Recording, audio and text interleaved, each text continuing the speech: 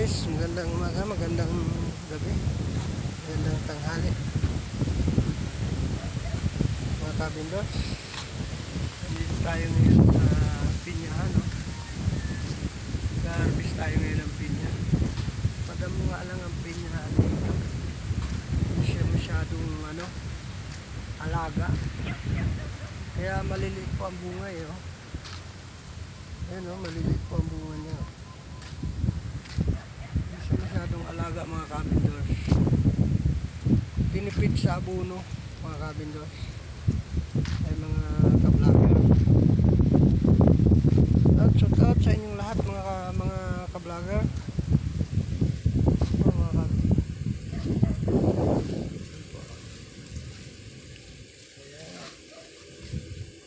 Ito po tayo ngayon sa pinyahan.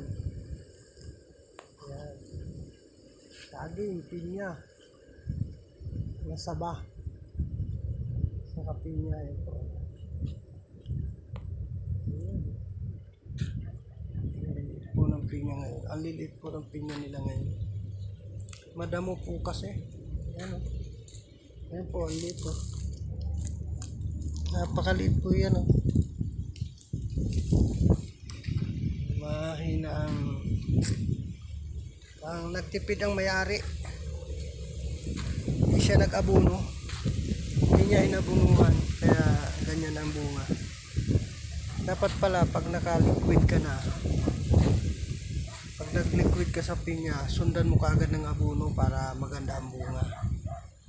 Ang nangyari ito pala, hindi agad inabunuhan. Pagkatapos niya bumbahin ng pampabunga, hindi niya inabunuhan. Kaya yung nangyari, maliliit ang pinya. Dapat pala sa pinya,